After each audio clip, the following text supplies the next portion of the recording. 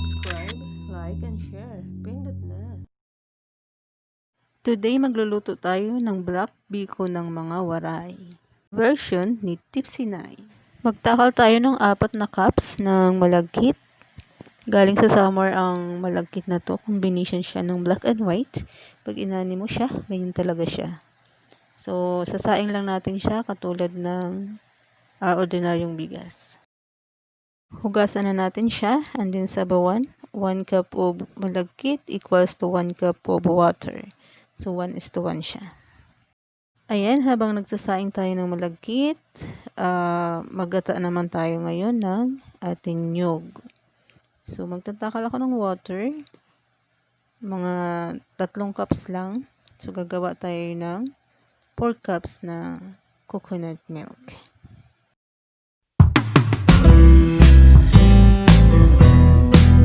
Guys, para updated kayo sa mga video at kung hindi pa kayo nakapalo kay Tipsy Nai, may sasabihin siya sa inyo. Subscribe, like, and share. Pindot na!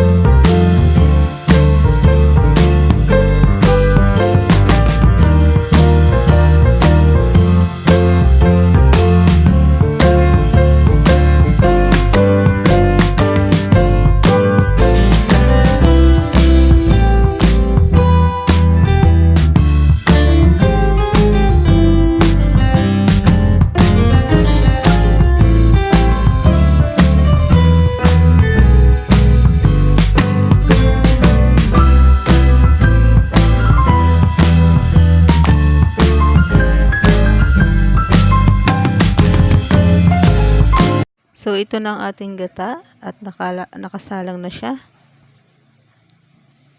Hayaan nyo lang siyang kumulo. And then, pag ganito na yung kanyang texture, pwede nyo nang isunod ang sugar ibuhos.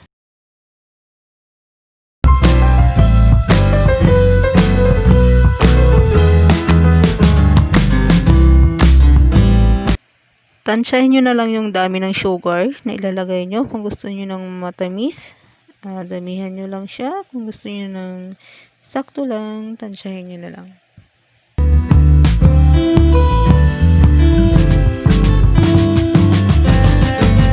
Maglagay ng asin, mga 1/4 teaspoon lang, pambalansi.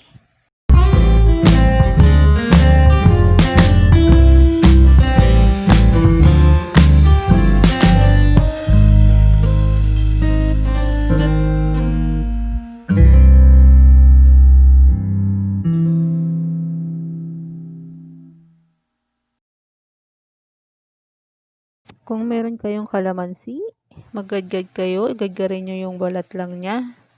Pantanggal to ng umay at saka pampabango siya. Pwede rin yung balat ng lemon, wag lang masyadong marami para hindi siya pumait.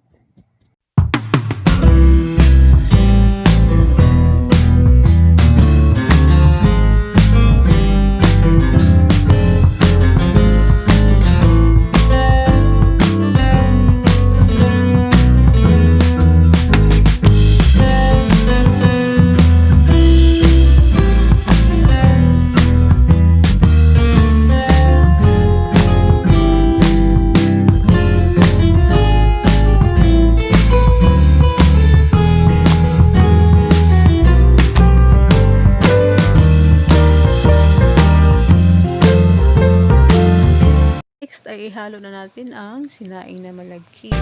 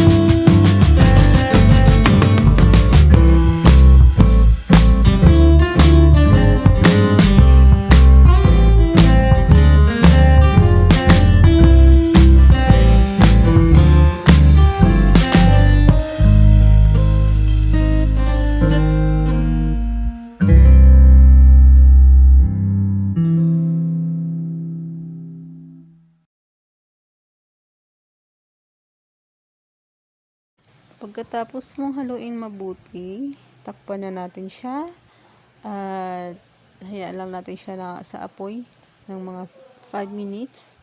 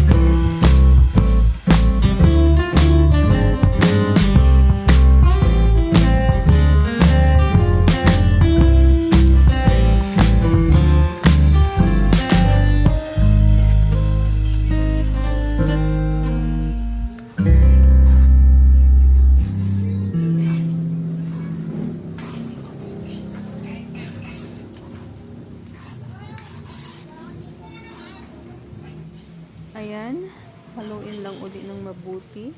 And then, takpan uli natin at hayaan sa apoy ng another 5 minutes. Ayan, ito na ang ating biko. Luto na siya. Ayan, halu-haluin lang uli. Pag mayroon ng tutong, yung inyong kawali, medyo konting tutong, luto na siya. Pwede na siyang i-serve. Mas maganda yung may tuting konti kasi ganyan siya. Ganyan ang texture niya, dapat malagkit na malagkit siya. Yung dikit na dikit. Ibig sabihin yan, masarap ang pagkakaluto.